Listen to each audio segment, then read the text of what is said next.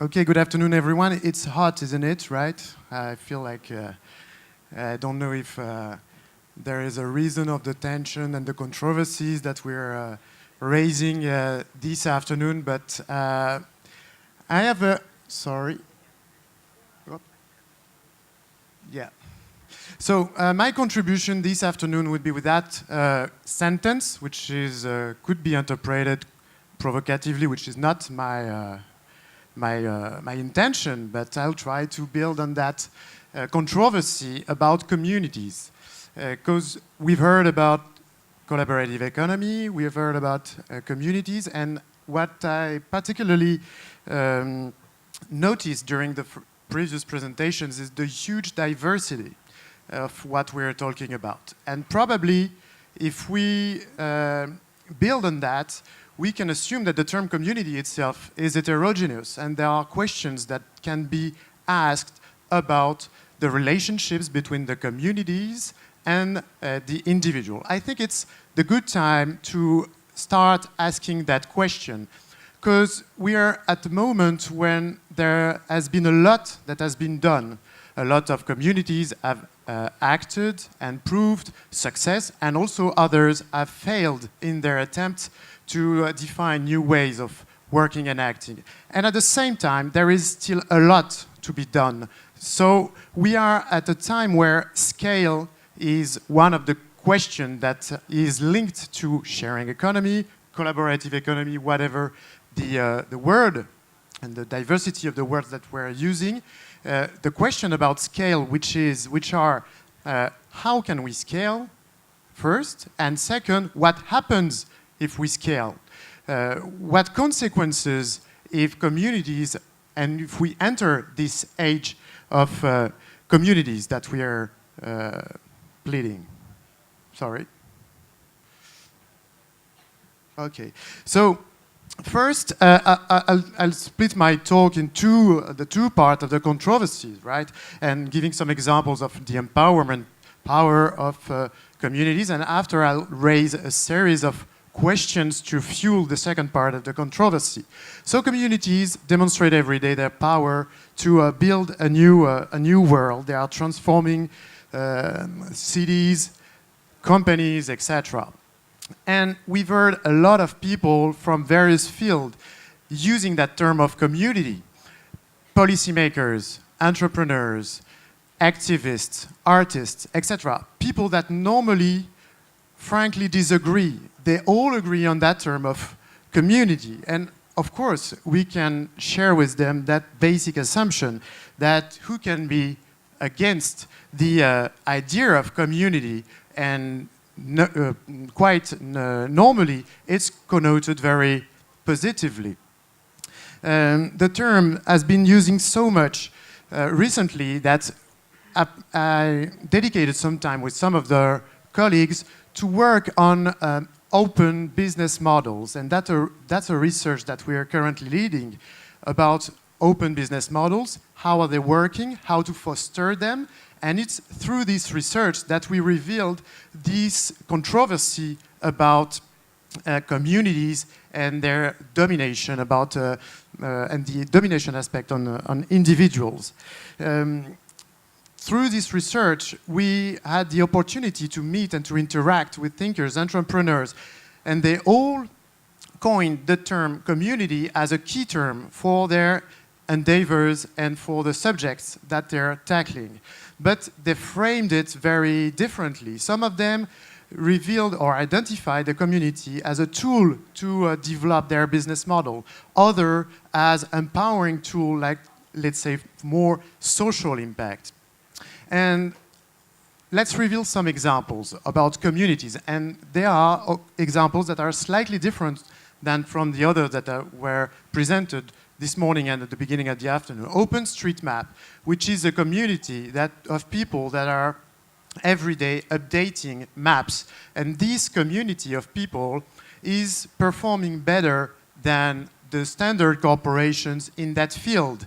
So they prove, in a sense, that a community is more efficient than a standard corporations. Another interesting communities is, and Protea, this marine drone that has been designed by a team of researchers and engineers that tackles the problem of pollution of the oceans. And that very blunt problem of pollution of the oceans has not been tackled by publicly funded researchers, but by a group of people that decided to commit on that idea. And a last one, which is even probably more, let's say, radical in the way it could transform industries, is open source vehicle, this platform of a car that you can purchase and assemble yourself, and after you can be part of the community and, like in any other open source project, decide to modify and to bring improvement to that initial platform. So what do these examples tell us? They tell us first that a lot has been done and communities are gaining more and more impact, whatever they target. But they also tell us that there is question about how to scale those initiatives and what would be the consequences if they scale. So now I'll move to, let's say, the darker side of the controversy, and in what way communities or a communities-driven world would not be such a good news for individuals. And before that, I need to be clear. I have no particular answer on that, and I'm objective here is more to break the question down across a series of questions rather than to supply a definitive answer.